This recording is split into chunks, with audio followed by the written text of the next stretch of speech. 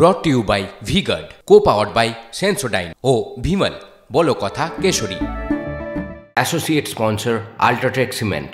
গোটা দেশের রায় জানতে টিভি9 বাংলায় নজর রেখেছেন আজ রাজ্যবাসী। আর সেখানেই এই মুহূর্তে এখন সময় একটু চুলচেরা বিশ্লেষণের, কারণ দেশ জুড়ে দেখা যাচ্ছে যে এনডিএ জোট তারা একক সংখ্যাগরিষ্ঠতা পেলেও ইন্ডিয়া জোট কিন্তু কার্যত ঘাড়ের ওপর নিঃশ্বাস ফেলছে। সর্বশেষ পরিসংখ্যান বলছে 543-এর মধ্যে এনডিএ এই মুহূর্তে 297 এবং ইন্ডিয়া জোট 228টি আসনে লিড করছে। আমাদের সঙ্গে এই মুহূর্তে অতিথিরা রয়েছেন, এক এক করে পরিচয় করে দিই, তারপরে বিশ্লেষণে আলোচনায় যাব। তার আগে আপনাকে আরও একটা কথা জানিয়ে দিই, রাহুল গান্ধী তার কেন্দ্রে এই মুহূর্তে বিপুল ভোটে কিন্তু এগিয়ে রয়েছেন। দুই কেন্দ্রে রাহুল গান্ধী কিন্তু বিপুল ভোটে এগিয়ে রয়েছেন, কার্যত 2.5 লাখেরও বেশি ভোটে এগিয়ে রয়েছেন রায়বরেলি কেন্দ্র থেকে, যা কিন্তু ইন্ডিয়া জোটের কাছে নিঃসন্দেহে একটা ভীষণ বড় অক্সিজেন এই মুহূর্তে। কারণ রাহুল গান্ধীকে নেতা হিসাবে মেনে নেওয়ার জন্য কিন্তু ইভেন কংগ্রেস এবং তার ইন্ডিয়া জোটের যে অন্যান্য শরিক দলগুলো আছে তাদের মধ্যেও কিন্তু একটা কিছুটা কোথাও একটুখানি যেন একটু হিচকিচাহাট ছিল যাকে বলে। তো এই মুহূর্তে দেখা যাক কী অবস্থা। দুই কেন্দ্রে বিপুল ভোটে এগিয়ে রয়েছেন রাহুল গান্ধী, 2.5 লাখেরও বেশি ভোটে তিনি এগিয়ে রয়েছেন এবং ইন্ডিয়া জোটের কাছে এটা যথেষ্ট স্বস্তিদায়ক একটা খবর। আমার সঙ্গে যে অতিথিরা রয়েছেন এক এক করে পরিচয় করে দিই। আমাদের সঙ্গে কংগ্রেসের তরফ থেকে রয়েছেন চন্দন দা, আপনাকে স্বাগত। তৃণমূল কংগ্রেসের তরফ থেকে প্রদীপ্ত রয়েছেন আমাদের সঙ্গে, প্রদীপ্ত আপনাকেও স্বাগত। আমাদের সঙ্গে বিজেপির তরফ থেকে দীপ্তিমান রয়েছে, দীপ্তিমান বাবু আপনাকেও স্বাগত এবং আমাদের তরফ থেকে শুভজিৎ রয়েছে, শুভজিৎকেও স্বাগত। চন্দন দা, এই প্রশ্ন তো সরাসরি আপনার দিকেই যাবে, বুঝতেই পারছেন। রাহুল গান্ধী 2.5 লাখেরও বেশি ভোটে লিড করছেন, যার নেতৃত্ব নিয়ে ইন্ডিয়া জোটকে তিনি নেতৃত্ব দেবেন কিনা এই নিয়ে প্রশ্ন তুলেছিলেন খোদ মমতা বন্দ্যোপাধ্যায়। প্রদীপ্তকে পাশে বসেই বলছি, কিন্তু রাহুল গান্ধীর এই লিড নিঃসন্দেহে তো আপনাদের একটা অক্সিজেন যোগাচ্ছে। মাইকে একটা কথা দিয়ে তোমাকে শুরু করতেই হবে, মানে আমার প্রসঙ্গে বা যে প্রসঙ্গটা তুমি তুললে, নাথিং সাকসিড লাইক সাকসেস, কিন্তু আমরা খুব সহজ সাকসেসের পথে কিন্তু হাঁটিনি, কারণ এটা একটা ব্যাপক হার্ডশিপ ছিল। তুমি খুব ভালো করে জানো রাহুল গান্ধী, বিশেষত রাহুল গান্ধীকে 2019-এর নির্বাচন এবং সততার সাথে উনি ছেড়েছিলেন সেদিনের প্রেসিডেন্টশিপ এবং তার পরবর্তী সময় উনি দাঁড়াননি। তুমি দেখো পুরো রিসার্জেন্সটা দেখো, তার পরবর্তী সময় ভারতবর্ষের বিভিন্ন প্রান্তে যে ধর্মীয় বিভাজন এবং বিভাজনের বিরুদ্ধে একত্রিত করবার যে প্রয়াস, সেটা ভারত জোড়ো যাত্রা এবং তারপরে ভারত জোড়ো ন্যায় যাত্রা। আজকে ন্যায়পত্র তুমি হয়তো জানো 64টা স্পেশাল রিসার্চ হচ্ছে ন্যায়পত্র ম্যানিফেস্টেশন, অর্থাৎ এই যে ম্যানিফেস্টো প্রায় 64টা রিসার্চ হচ্ছে যে এই ম্যানিফেস্টো স্বাভাবিক অর্থে ভারতবর্ষের মানুষের এই জোড়োর ক্ষেত্রে কী কী কাজ করতে পারে এবং ন্যায়সুলভ আচরণ কী হতে পারে, যেখানে বিভাজনের রাজনীতি 10 বছর ভারতবর্ষ এক্সপিরিয়েন্স করেছে। সুতরাং এইরকম একটি জায়গায় দাঁড়িয়ে যখন নেতৃত্বের পোস্টে রাহুল গান্ধী একটা হার্ডশিপের মধ্যে থেকে প্রমাণ করেছেন যে তিনি নেতা, দুটো নির্বাচনে দাঁড়িয়েছেন, দুটো নির্বাচনেই তিনি কিন্তু একটা ব্যাপক মার্জিনে এগিয়ে আছেন, ঠিক এই রকম একটা অবশ্যম্ভাবী মুহূর্তের জন্য ভারতবর্ষের জাতীয় কংগ্রেস প্রস্তুত, আগামী দিনের দায়িত্ব পালন করবার জন্য প্রস্তুত এবং তার সাথে রাহুল গান্ধীর নেতৃত্বে। চন্দন, আমি আসবো আপনার কাছে এই মুহূর্তে। দর্শকদের জন্য আরেকবার জানিয়ে রাখি তৈরি হবে এটা নিয়ে আমি আসছি। চন্দন, আপনার কাছে নিশ্চয়ই আসছি। আরেকবার দর্শকদের জানিয়ে রাখি এই মুহূর্তে বারাণসীর খবর দিতে হবে, কারণ গোটা দেশের নজর রয়েছে বারাণসীর দিকে। প্রধানমন্ত্রী নরেন্দ্র মোদী তিনি বারাণসীতে এগিয়ে রয়েছেন। বিজেপির সব থেকে বড় প্রার্থী 1,32,000 ভোটে এগিয়ে রয়েছেন বারাণসী থেকে। মানে একদিকে কংগ্রেসের সব থেকে বড় প্রার্থী তিনিও এগিয়ে, আর বিজেপির সব থেকে বড় প্রার্থী তিনিও এগিয়ে। দীপ্তিমান, প্রধানমন্ত্রীর লিড অমিত শাহের প্রায় 7.5 ভোটে জেতা গান্ধীনগর থেকে, এটাই তো আপনাদের কাছে আজ দিনের শেষে বোধহয় একমাত্র স্বস্তিদায়ক খবর। কারণ এনডিএও এখনো অবধি ম্যাজিক ফিগার মানে কনফার্ম করতে পারবে কিনা বলা যাচ্ছে না, কারণ ইন্ডিয়া জোট কার্যত ঘাড়ে নিঃশ্বাস ফেলছে। 228, কংগ্রেস এতক্ষণে 100-রও বেশি আসনে লিড করতে শুরু করে দিয়েছে অলরেডি।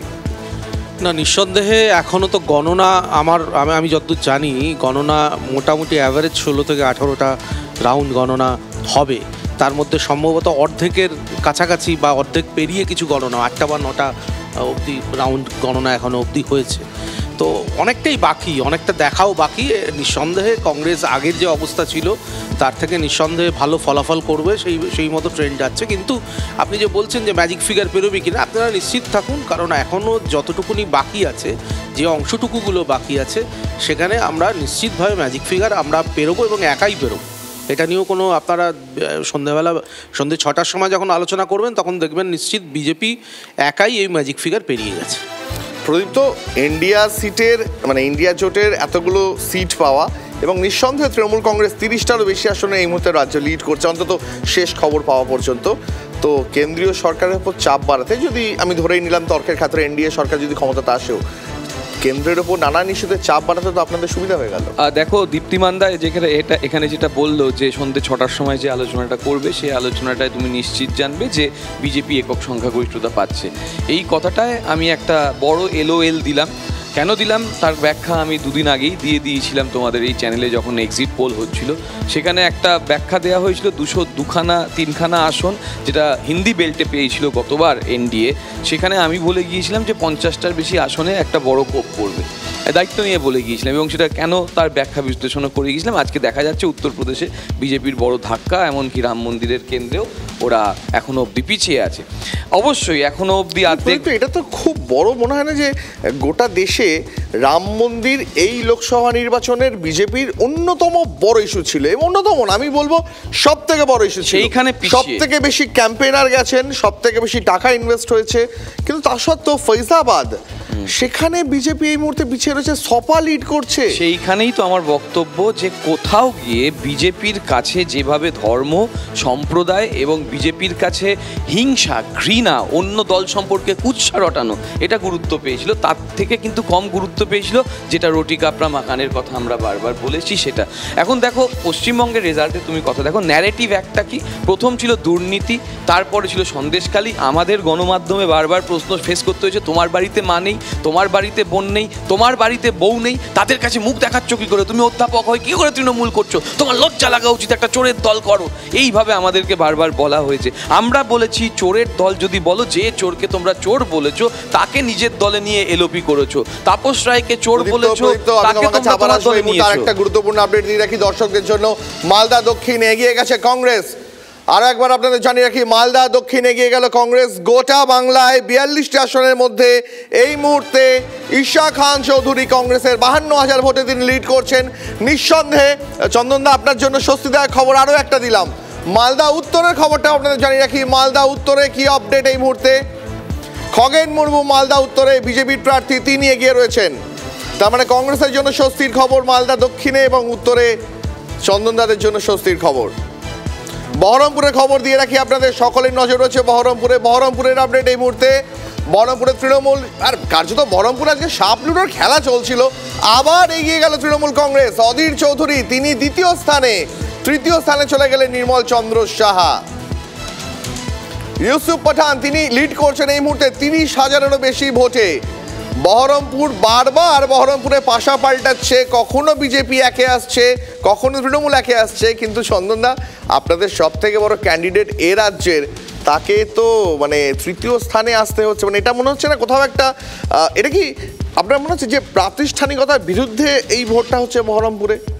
না না, এটা ঠিক। অধীর চৌধুরীর মতো ক্যান্ডিডেট যখন ইন্ডিয়া জোটে বা গোটা দেশেই বিজেপির এই ঝড় বা ক্লিন সুইপের মধ্যে যদি বঙ্গ বিজেপির একমাত্র কোনো প্রার্থী যিনি মাথা উঁচু করে লড়াই করতে পারেন তিনি হচ্ছে অধীর চৌধুরী, সেই অধীর চৌধুরী আজকে তৃতীয় স্থানে।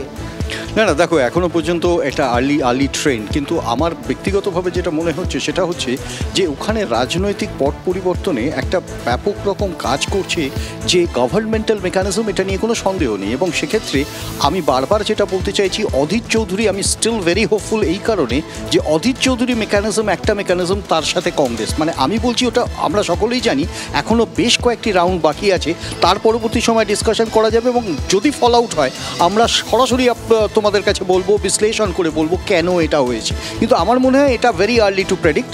এই মুহূর্তে হয়তো ট্রেন্ড এটা মনে হতে পারে, কিন্তু এটা আলটিমেটলি যদি এরকম কোনো ঘটনা একেবারে শেষ রাউন্ডের দিকে হয় তখন আমাদের অবশ্যই আত্মবিশ্লেষণ করতে হবে।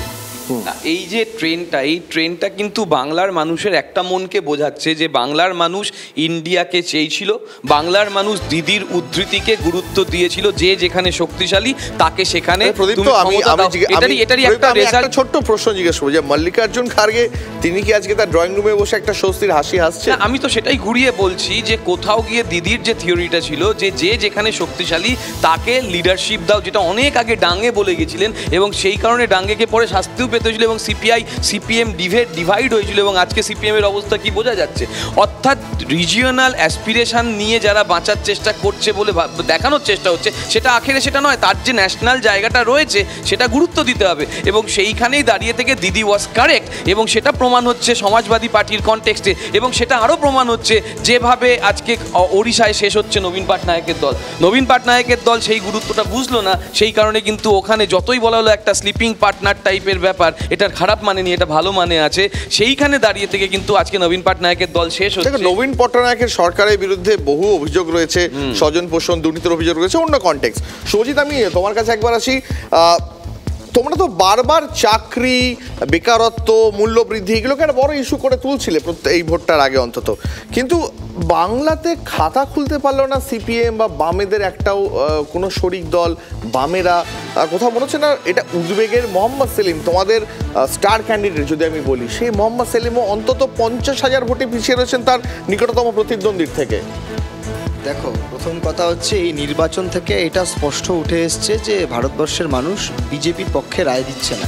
যে বিজেপি যে কিন্তু ভারতবর্ষের মানুষ তো বামেদের পক্ষেও রায় দিচ্ছে। আমি আমার কথায় আসবো। নিশ্চিতভাবে যে বিজেপির যে ভাবছিল যে এককভাবে যে সরকার তৈরি করবে সেটা যে হচ্ছে না, সেটা একটা বিষয় আমরা এখানে দেখতে পাচ্ছি। এবার তুমি বলতে পারো যে বামপন্থীরা বা সিপিআইএম তাদের এই ফলাফল এত খারাপ কেন হলো, নিশ্চিতভাবে এই নিয়ে তো মূল্যায়ন করতে হবে।